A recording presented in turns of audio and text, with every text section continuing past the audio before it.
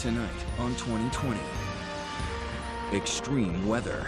Tornado! Extremely dangerous. I honestly didn't know if I was alive or dead. How can you protect yourself and your home? If a twister is heading right at your car, you can outdrive that tornado. can you? When lightning strikes, I'm on the telephone. I'm watching the television. I'm at great danger. are you? And surprising new advice on how to handle your car in a skid. Then, daylight saving time. Why do we need it? Because of farmers. Really? And could a rogue wave turn your cruise into a Poseidon adventure? Sam Champion prepares you for your weather, myths, lies, and downright stupidity. Here now, John Stossel.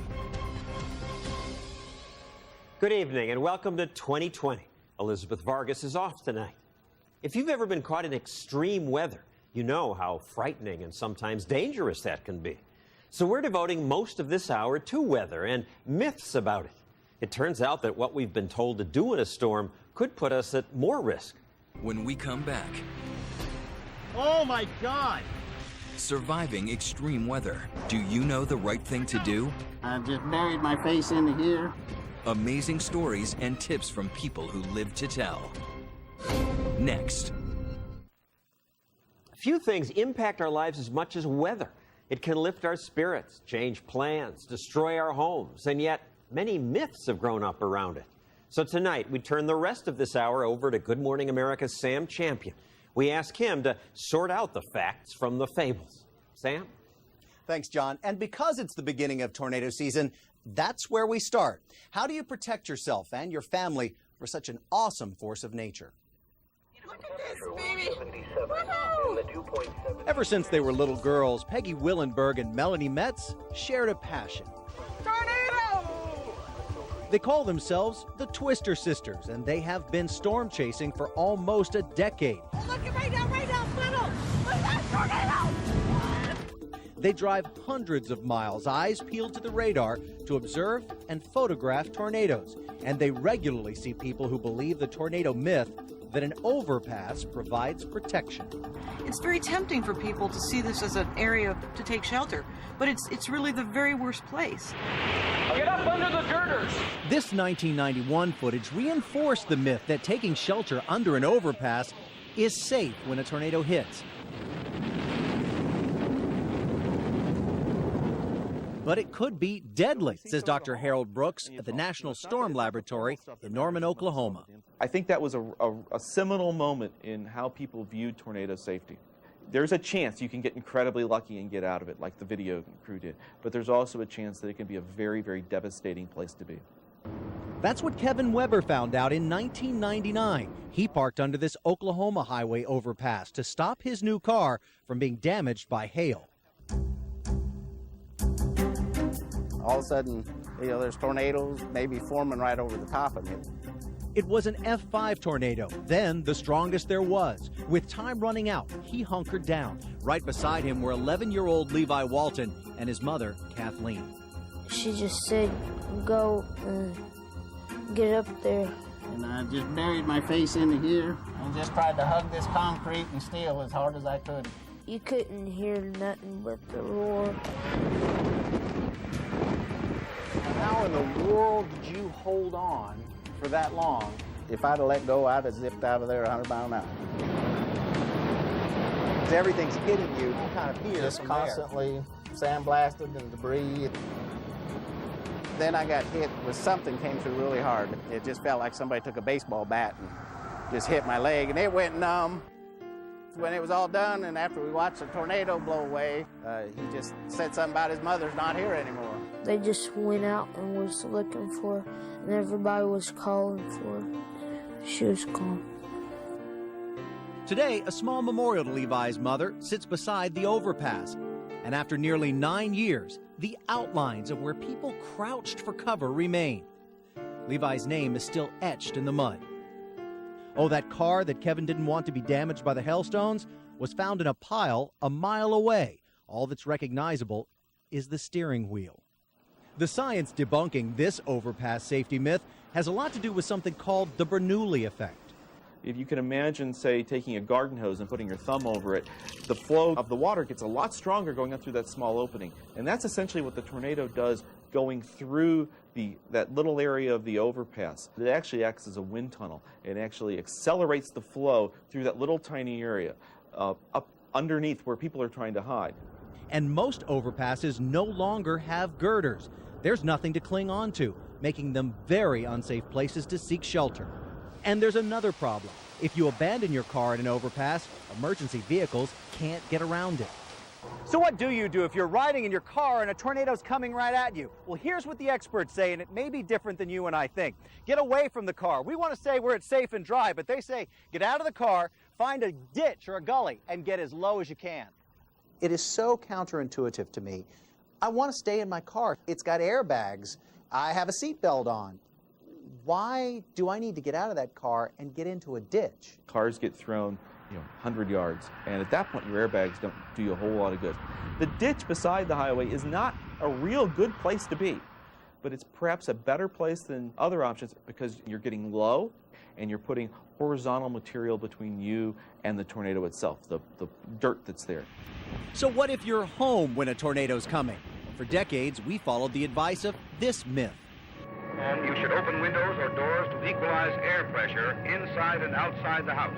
Really, it's more important to take shelter than try to open or close windows. Tornado will very efficiently open the windows for you. Last year, a powerful tornado ripped through Greensburg, Kansas. Daryl and Sylvia Hall didn't waste precious time opening windows. Instead, they got as low as they could. They went down to their basement. We figured the stairs was the best place. This would be the area that we were sitting in. Dathel Mucklow didn't have a basement, but she knew to stay away from windows and go to an interior room in her home. I went in this closet and I sit down on a pillow and I put a pillow over my head. In just 2 minutes, her house looked like this. 10 people died in Greensburg. The number, though, could have been higher if more people here were myth believers. It's a twister! It's a twister! Finally, it's no surprise people think tornadoes only hit rural areas. Remember in The Wizard of Oz? Dorothy and her little dog came from a Kansas farm. But just look at the big city of Atlanta last month. Tornadoes don't care if there's a city there or not. There have been tornadoes recently in New York. Historically, there have been tornadoes that have hit Washington, Philadelphia. Chicago's had significant tornadoes. So essentially any large city, if you wait long enough, will get hit. Things happen in tornadoes that you just can't believe, and those things are things you don't want to be happening to you. When 2020 continues. If you're out in the open when lightning strikes, you know the drill. Does that keep me safe from lightning? Exploding more myths. Next.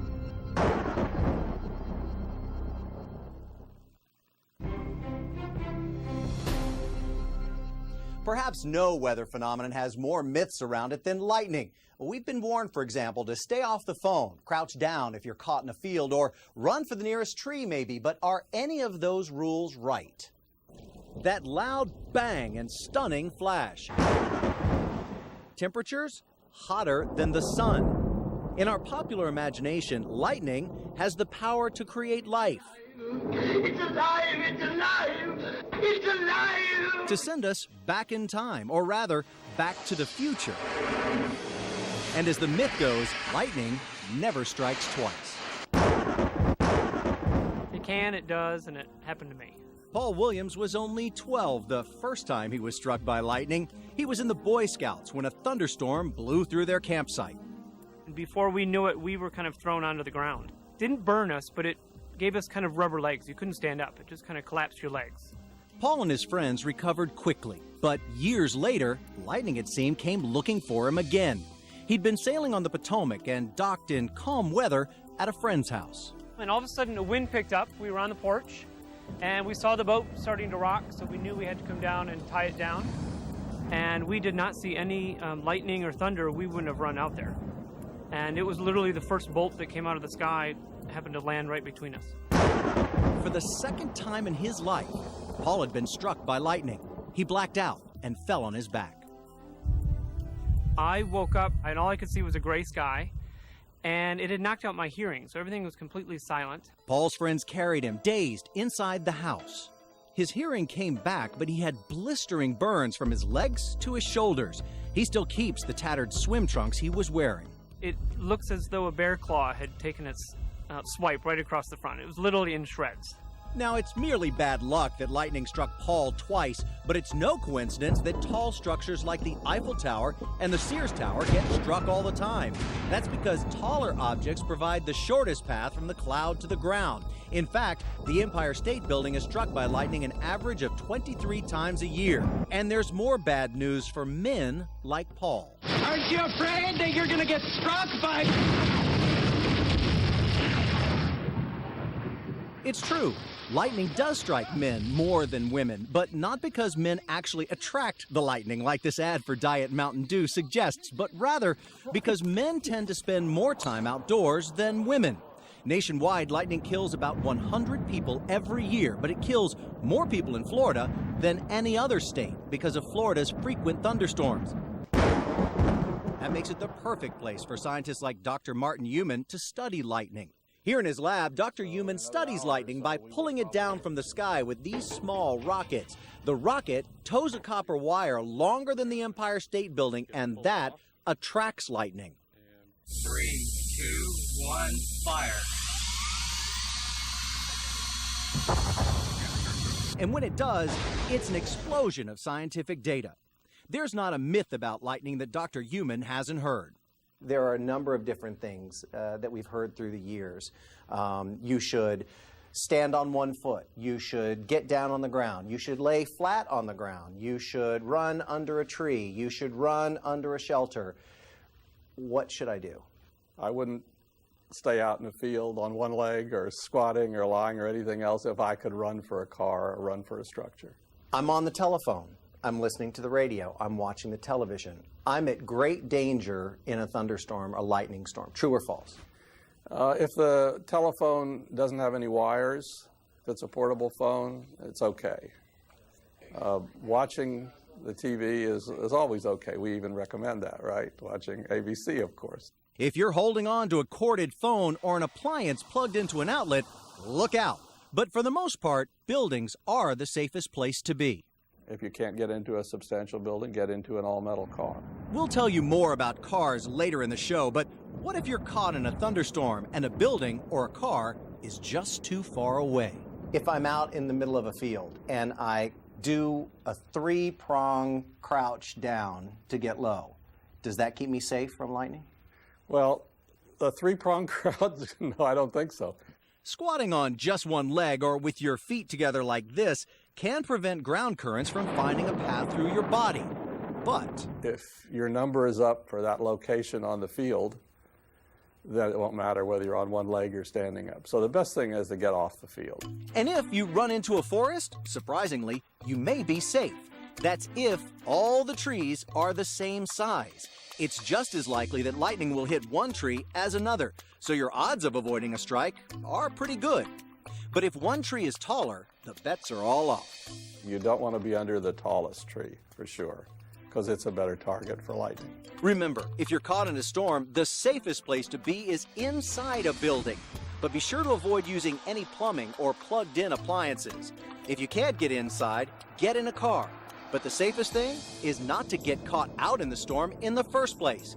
Take it from the guy who's been zapped twice. I keep my eye in the sky a lot. And if I hear thunder on the horizon, I'll just pick up my food and just head right inside. When 2020 returns, gain an hour, give it back. Why do we have daylight saving time? Definitely an energy saver. True or false? Next.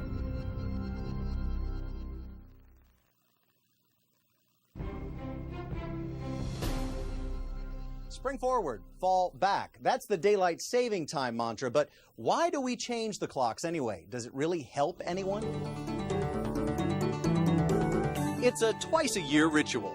A reminder, daylight saving time. Set those clocks ahead. Moving the clocks ahead 1 hour onto daylight saving time in the spring, and then back again to standard time in the fall. The idea was, by moving the clocks forward, we'd be shifting an hour of daylight into the evening hour when we could really use it. But where did that idea come from? I know it started because of farmers. I'm almost sure of that. It gives them extra time to plant, extra time to harvest. I remember years ago hearing that it was for the farm people. But this farm couple was surprised to hear that. Really? Really? I thought it was commerce. Indiana sheep farmers Alice and Pierce McKinney don't even rely on the clock. They're up in the pre-dawn darkness each day to feed their sheep and baby lambs, no matter what time it is. We don't use an alarm. Getting up's like sneezing. In fact, when the state of Indiana voted recently to join the rest of us in daylight saving time, many of their fellow farmers actually lobbied against it. We did fight pretty hard not to have it. As president of the Indiana Farmers Union, Jim Benham heard his members loud and clear. I know really no farmer that I'm aware of that benefits from actually farm activities having daylight savings time. You must understand that farmers don't like change. This growing old's kind of getting on me. Who's growing old? Well, not you, but I mean, it happens. So it's a myth that we follow daylight saving time to help out the farmers. It seems the real reason Congress asked us to switch our clocks back and forth is to save on energy, an idea that can be traced all the way back to Benjamin Franklin, and he said it jokingly as a way to save on candle usage. But what if we told you that even the energy saving part might be a myth? Saving electricity was the reason the U.S. first tried national daylight saving during the World Wars. But as these movie theater ads from the 1930s and 40s show, many thought it was a bad idea. You see, in this daylight saving thing, when it's 5 o'clock, it's 6. When it's 6, it's 7. When it's 7, it's 8. Oh, hold on. Wait a minute. What do you think I am, an adding machine? Despite the ridicule, the energy crisis of the 70s led Congress to promote daylight saving time again. Their reason? By moving an hour of light into the evening, we would use less energy for heating and lighting our homes. So we were surprised to hear from this man. Daylight savings time saves energy. Definitely an energy saver. We wouldn't be doing it if it wasn't. True or false? What's surprising is that there's very little evidence to support that claim. Economist Matthew Kotchen of the University of California says Congress has supported and even extended daylight saving time for decades, based largely on one flawed 1970s study. The results were found to be not statistically significant. How do you lay a success claim to a policy if the answer to the question is within the margin of error? I think you're going to have to ask the politicians to give you an answer for that one. So we did. To extend daylight savings time. Congressman Ed Markey of Massachusetts has supported daylight saving time since the 80s. Do we really save energy in 2008 by changing time? I don't think there's any question that we do save energy by moving the hour to the evening. But new research found just the opposite. After Indiana went through its first statewide daylight saving time in 2006, Matthew Kotchen was able to compare power use by homeowners before and after. He was surprised to find people used more. Yes, more power. Residential electricity increased between 1 to 4%. Why? Well, thanks to the law of unintended consequences, moving an hour of sunlight to summer evenings could mean something not thought of, running the air conditioner an extra hour. Markey says these findings don't apply to the whole country and points out that daylight saving had other benefits, including fewer pedestrian traffic deaths. And by the way, it also reduces the crime rate because criminals tend not to work when it's still daylight. So if you can move the sunshine to the evening, believe it or not, it reduces the crime rate in the evening because they wait until it gets a little bit darker. We have studies on lazy criminals? Oh, yeah. They just don't like that 5 a.m. work shift, you know. And Markey says a soon-to-be-released energy study could prove him right about daylight saving time. And even if it doesn't, it still brings a smile to people's faces. And many Indiana farmers now agree. The Farmers Union has dropped their opposition, and no one seems to mind. Well, you've got the same amount of daylight, whether the clock says it's there or not. When 2020 returns, your car is skidding out of control. What's the right way to turn the wheel? What you think is probably wrong. When 2020 continues, after this from our ABC stations. Your weather continues with Sam Champion. You never know where you're going to be when bad weather strikes. You could even be in your car. Across the state, cars are stuck and roads are closed. When driving gets hazardous, we rely on habits, tried and true techniques. But how true are they? A tornado warning continues until 4 p.m. Let's say you're driving and encounter a tornado. First reaction? Look at this! This is just incredible! Often the next reaction is, You can outdrive that tornado. Absolutely not. That is a myth. Tornadoes change direction without any notice, and you don't know what the road in front of you is going to look like. There could be debris. You could have a roadway that's blocked. Where are you going to go? Automotive expert and former race car driver Lauren Fix calls herself the car coach. But I've seen this. I've seen people in cars outdrive tornadoes. You've seen the storm chasers. These people are professionals, and this is not something the average driver should even attempt. If you see a tornado, find shelter immediately. Your car is a 4,000-pound toy, and it can be tossed at anywhere, at any time. The winter season's full of myths about snow, ice, and freezing temperatures. So what better place to get to the cold, hard truth than about 9,000 feet up in the Colorado Rockies? A place like here in Steamboat Springs can get 30 feet of snow in an early winter season, and it rarely gets above freezing. Well, that's great for the ski conditions, but for driving, well, that's something completely different. It's up to 2 feet of snow, and it's packing something worse, ice. It's a travel nightmare. If you start to skid in the ice or snow, just realize that it's not the end of the world. First and foremost, don't panic. Mark Cox is the director of the Bridgestone Winter Driving School in Steamboat Springs. Normally, people will either let go of the steering wheel, yank the steering wheel, and/or jam on the brakes. None of these things helps you in correcting a skid. We're often told, steer into a skid. But is that true?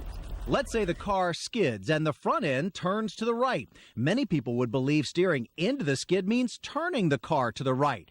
Big mistake. The skid actually happens because the rear wheels have slipped to the left. So steering into the skid means you should be steering left. But to avoid all that confusion, Cox tells his students, look in the direction that you'd rather have the car be going and steer that way.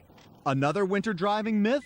Always warm up the car. This one simply isn't true. Modern cars deal really well with cold, and you can start it up pretty quickly and take off right away within 30 seconds, and it's fine. In fact, experts say idling the car wastes gas, and that's bad for the environment. It's April, and April showers may bring Mayflowers, but they may also bring something else: flooding. Don't buy into the myth that you can drive through a flooded road, even if you think it's just a puddle. If it's flooded roadways from a river, a creek, or a lake, you do not want to drive through it, because anything that's even a foot deep of water, which is not much at all, can cause your vehicle to float. Spring storms also bring, Oh my God! lightning. And the myth people continue to believe, no matter what they've been told, that you're safe in your car if you get struck by lightning because rubber tires insulate your car from lightning. Why do people believe that it's the rubber in the tire that keeps them safe from lightning? Rubber is an insulator, but in reality, if you get struck by lightning, it will travel down to the ground and stop itself. The popular British TV show Top Gear decided to put the myth to the test. Host Richard Hammond was the guinea pig. They're going to zap me and this car with 800,000 volts. You might be thinking that the tyres are going to protect me by insulating the car from earth because they're rubber. Inside the car, he waits. He's starting to raise the voltage. You can almost feel the tension.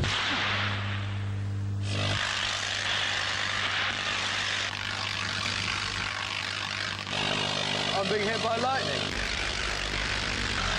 Hey! Oh, now it's doing stuff to my car. I've got error up on the dashboard. I'm alive. It wasn't the tires that kept him safe. The one thing that did protect him from the lightning strike was the car's metal frame, because the electricity traveled around the passenger compartment and down to the ground. The reason you're protected in your vehicle is there's a lot of plastic and a lot of non-metal components. Best thing is, don't touch anything metal, keep your hands to yourself, and pull over and park in a safe place if you can. But what happened to Hammond's car? And it starts. It still works. Amazing. Not everyone is so lucky. My poor little car was totaled. Wendy Allen was struck by lightning as she drove on a rural Mississippi highway. It was raining very heavily, it was thundering and lightning, and I just saw bright light, intense light, filled up my car for just a split second, but it was a deafening bang, and I knew. Her car antenna was destroyed. That's where the lightning struck.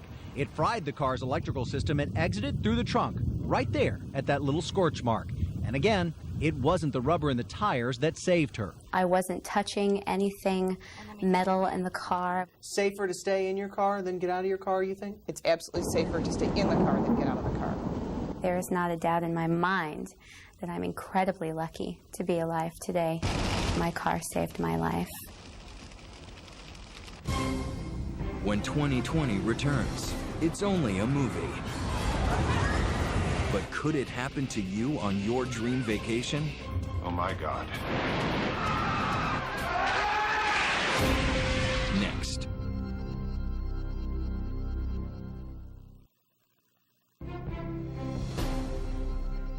It seems like there's nothing like a natural disaster to get Hollywood's imagination going, but do movies like the Poseidon Adventure reflect real life or distort it?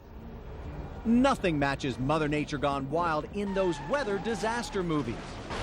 The special effects can blow an audience right out of their seats. And you'll definitely think twice about going on a cruise after seeing Poseidon. An enormous ocean wave, bigger than anything ever recorded, capsizes a cruise ship, and only a few passengers survive. In another maritime movie, global warming causes water to cover the Earth. The science is so shaky in Waterworld that Kevin Costner even grows webbed feet. And take a look behind his ears. Gills. Is good science a myth in these movies? It's hard to tell when convincing visuals give life to fictitious weather catastrophes, from inland hurricanes to an imaginary ice age. I mean, cinema makes good science and bad science equally realistic. Author David Kirby attended a recent National Science Foundation meeting of scientists and entertainment producers. You should worry about the small details. Their topic, legitimate science in TV and film. Kirby says audiences can be naive, some worrying about lava in their own backyards, for example, after seeing Volcano. In that movie, Tommy Lee Jones has good instincts when he first discovers a problem beneath Los Angeles. Find me a scientist! Somebody tell me what the hell is going on! You have to have the right scientist. That would be Jake Lowenstern, the geologist in charge of the Yellowstone Volcano Observatory. So how realistic is a lava flow down Wilshire Boulevard? Los Angeles is not one of the more likely places to have a volcanic eruption anytime soon. That one was a little bit outrageous. Lowenstern says movies need a scientific base. Case in point, another volcano movie, Dante's Peak. This mountain's a ticking bomb. Pierce Brosnan, the scientist, predicts the eruption. It's an explosion of ash and gases, obliterating buildings, toppling trees, and spreading destruction for miles. That's one of the scenes that probably is the most scientifically accurate. We know from when Mount St. Helens erupted, it blew outwards and it laid all the trees down in one direction. Kevin Furlong and Chuck Ammon use clips from a dozen movies to supplement a course at Penn State University on natural disasters. Every clip is another exercise in critical thinking. Was that real? Was that fake? Is that realistic or is that completely unrealistic? The professors find the worse the movie, the better the teaching tool. One of their favorites? Twister. Cow. Cows are flying through the air. You can hear them move. It's like the Wizard of Oz. I mean, am I right with this thing's going to go by you so quickly you don't even know it's a cow? Oh, sure, because you know that it's going at, what, 200 miles per hour or faster? It's moving at bullet speeds. Some people got very angry about this in the weather profession because it makes it look like you don't need to get out of the way of a tornado. Well, I think there's always that risk with any of these natural disaster movies that you are making it appear that people can survive them. Here's a shot of Hurricane Katrina. There's the eye of the storm. The class arms these students with the knowledge of real weather catastrophes. Katrina storm surges were on the order of 15 feet and in a couple places up to 30 feet. But the storm surge in The Day After Tomorrow nearly covers the Statue of Liberty, a whopping 300 feet. That's 10 times the size of Hurricane Katrina's storm surge. I think we're on the verge of a major climate shift. In this 2004 blockbuster, global warming triggers a change in ocean patterns, setting off hailstorms in Tokyo, tornadoes in Los Angeles, This tornado just came and erased the Hollywood sign. and the enormous tidal surge that engulfs Manhattan. The movie's visual effects supervisor was Karen Gulikas. You start all of these and you say, okay, it's a 30-foot storm tide, a wall of water, but then you look in the shot, and in some shots 30 feet looks too wimpy, and so you just scale it up. What are you going to do, show the water going up to the ankles of the Statue of Liberty? I mean, you know, it's obviously if the Statue of Liberty is getting covered over, it's like, uh-oh, we're in big trouble. Let's go! The biggest trouble? An ice age that flash freezes most of the world. These clearly made-up weather events in The Day After Tomorrow still resonated with the audience.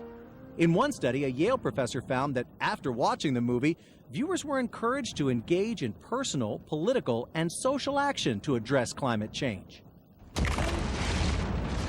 The Day After Tomorrow dramatizes global warming with scenes like this. The whole damn shelf is breaking off! These glaciers are so beautiful. Al Gore's 2006 documentary, An Inconvenient Truth, makes the same point with actual video of ice shelves calving. Which shots have more impact? And if you were flying over it in a helicopter, you'd see it's 700 feet tall. They are so majestic. Wait a minute. That shot looks just like the one in the opening credits of The Day After Tomorrow. Yeah, that's our shot. That's a fully computer-generated shot. There's nothing real in there. Audiences expect Hollywood to twist fact into fiction. And just before But Gore's documentary does the opposite, using a fake shot to make a real point, that ice shelves are disappearing, and vanishing ice means global warming. There was one hell of a shot. I think it's great that he used it.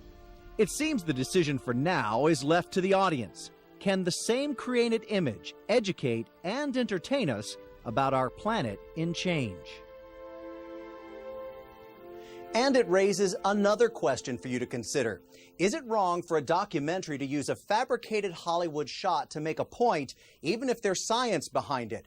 We tried to ask Al Gore in the movie studio, but neither responded to our calls. John Stossel will be back right after this. And that's our program for tonight. Our thanks to Sam Champion for clearing up those myths about weather. And if you have myths you'd like to share about weather or anything, log on to my webpage at abcnews.com. If you give us some original and surprising ones, we'll put them on 2020 and in our next myth book. I'm John Stossel. For Elizabeth Vargas and all of us at ABC News and 2020, we're in touch, so you be in touch.